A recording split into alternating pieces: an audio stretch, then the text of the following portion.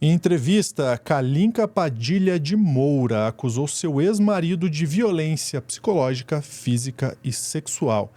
Kalinka foi casada com Thales de Carvalho, filho do ideólogo guru de Bolsonaro, Olavo de Carvalho.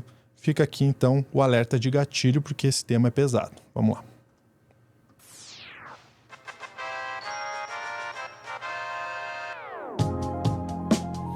Essa família do Olavo de Carvalho, a gente continua trazendo essas informações aí, porque cada hora é uma coisa diferente. Vou trazer na tela Clara Mateus. Clara, seja muito bem-vinda. É um tema difícil, né, Clara? É um tema muito difícil, um tema absolutamente indigesto, né? As denúncias que a Kalinka fez são gravíssimas. Ela, junto de outras 3 mulheres, né? Incluindo suas filhas. E aí a Kalinka deu uma entrevista para o Metrópolis e aí ela acusa o seu ex-marido, filho do Olavo de Carvalho, de violências inenarráveis. Ela também acusa o Thales de Carvalho de ter pedido, por exemplo, uma das coisas que ela acusa, né, de ter pedido uma de suas esposas em casamento quando ela ainda era uma criança de 12 anos. Isso só para entender aí o tom e o absurdo dessas acusações. Enfim, entre muitas acusações, uma das coisas que ela diz é que o ICLS, né, um grupo que se descreve como Instituto de Formação Humana e Cultural, seria uma seita. Então, aí a gente pode ver um trecho da entrevista dela em que ela fala sobre isso. Vamos lá?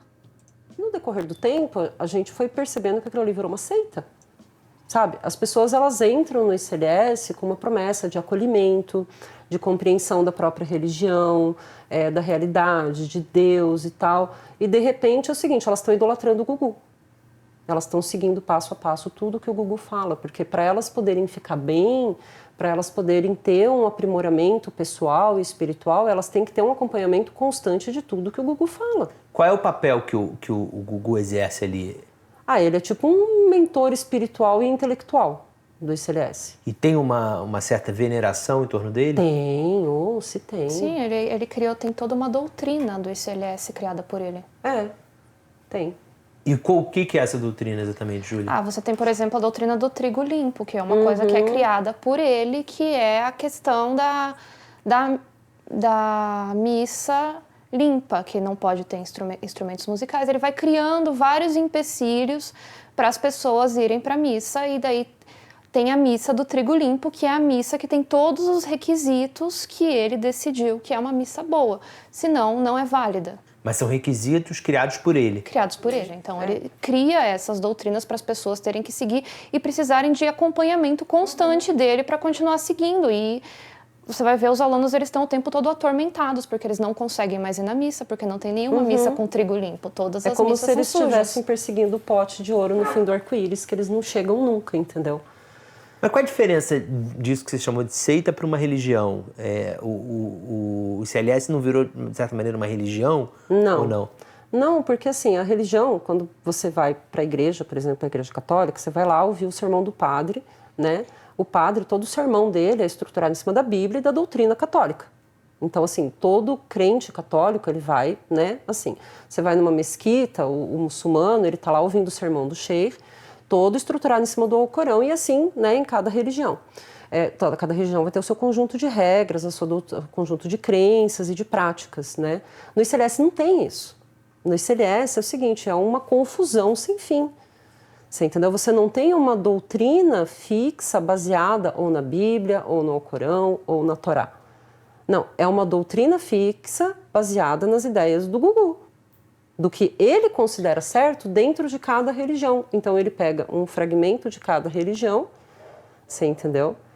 E faz uma salada. E qual é o efeito disso nos alunos? Confusão.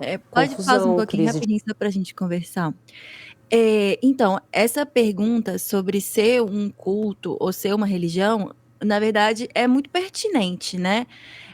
Foram séculos e ainda, né, algumas religiões ainda vão se referir a qualquer outra religião como seita, né, como culto, mas a resposta que ela dá é muito boa. Não é uma resposta articulada com os termos da pesquisa mais atual a respeito desse assunto, né? Mas é uma resposta que mostra qual que é o problema, né? Que em uma existe uma doutrina que é conhecida, né, e tudo mais, e outra é uma coisa que vai sendo meio inventada, de acordo com os interesses do guru, né, a diferença aí entre uma religião e uma seita. E aí cultos têm características muito definidas, né, algumas características é esse líder, que é uma pessoa, no caso, uma pessoa viva, né, e que está ali presente naquela comunidade e que não deve ser questionada, que tem autoridade máxima, né, que está sempre certo. Existe esse esforço em isolar os membros do culto de qualquer outra pessoa da sociedade que não faça parte do culto, e qualquer pessoa fora do culto é vilanizada, né. Então existem alguns elementos de culto que são muito diferentes de uma religião, por exemplo. Eu acho que é isso que ela está apresentando aí, e eu achei interessante ver. Acho que a gente pode terminar o vídeo agora. Só esclarecendo, o pessoal ficou no chat ali mandando pra gente, perguntando quem é Gugu, né? Gugu Luiz Gonzaga de Carvalho. Gugu é irmão do Thales, né? Que está sendo acusado. E seria, então, o guru, né? Desse ICLS aí. Os dois são filhos do Olavo de Carvalho, né? E é isso. Ela tá dizendo que o guru, que é uma seita, e que o guru é esse filho, o Gugu. De fé, problemas na família, porque eles dão aconselhamento pessoal de como lidar com as esposas, Muita com gente os rompe filhos. com a família, entra Muita em depressão. gente, primeiro passo é o seguinte, rompe com a família. Sua família não aceita que você vá na missa, não aceita que você seja católico, não aceita que você seja muçulmano, rompe com a família, entendeu? Depois que eu saí da casa da minha mãe, eu fiquei 15 anos sem poder falar com a minha mãe. Minha mãe não sabia se eu estava viva ou se eu estava morta. Mas por quê? Porque era a condição para eu ficar com ele. Foi a condição que ele impôs para eu ficar com ele e para poder ficar com as minhas filhas. Você não vai ter contato com ninguém da sua família. Então, tipo, eu posso falar, eu me converti para o Islã. Não sei, eu não sei realmente se foi da minha livre, espontânea vontade ou se foi por causa de todo esse processo que ele fez realmente de me deixar num caminho que eu não via outra escolha a não ser essa, né? Ele sempre usou esse método de tipo, não, ou você faz isso ou você não faz nada. Caramba. É muito, muito, muito, muito pesado. Eu lembrei agora que tem um vídeo também de um amigo Kenji, né, do Normose, muito interessante, que explica, né, o que é seitas, como identificar um charlatão. Lá no canal Normose, eu super recomendo para esclarecer um pouco, né, o que é uma seita, o que é um culto. Enfim, mas já seria suficiente de nível de violência, né? Mas vai muito mais fundo que isso, né? Tem vários outros trechos da entrevista que estão disponíveis no canal do Metrópolis, né? E ela conta mais sobre o relacionamento com o ex-marido, as violências que ela sofreu. Segundo o relato, ela sofreu agressão verbal, física, torturas entre 2007 e 2009, né? Especialmente aí ela fala desse momento que é um segundo momento no relacionamento dela com o Thales, quando eles teriam reatado o casamento, né? E depois que eles passaram um tempo separado, depois que eles reataram, que teria começado aí essas violências numa época em que ele morou junto com o Thales de Carvalho, que ela morou com ele e com uma outra esposa dele. E o que ela diz é que ele teria casado com essa segunda esposa quando ela ainda era adolescente, né? E segundo ela, ele alternava os dias. Um dia machucava uma, outro dia machucava a outra. E em algumas ocasiões, as duas juntas, né? E assim, são violências horríveis, nós não vamos entrar em detalhe, é um nível completamente absurdo tudo que ela descreve, e é isso. Só de repetir aqui as coisas que ela diz, a gente estaria violando várias das diretrizes do YouTube. E assim, importante dizer que nessa reportagem do Metrópolis, as duas filhas do casal também fazem acusações terríveis ao pai, elas confirmam que a mãe sofria violência, mesmo que ela tentasse proteger as filhas disso, né, elas reforçam isso. E a mãe e as filhas só fugiram desse grupo que elas chamam de seita em 2021. Então é bastante recente. E aí, assim, uma coisa que eu acho interessante da gente ver na reportagem do Metrópolis é que mais para o fim tem a relação com Olavo de Carvalho, né, que esse grupo tem com Olavo de Carvalho, o ICLS.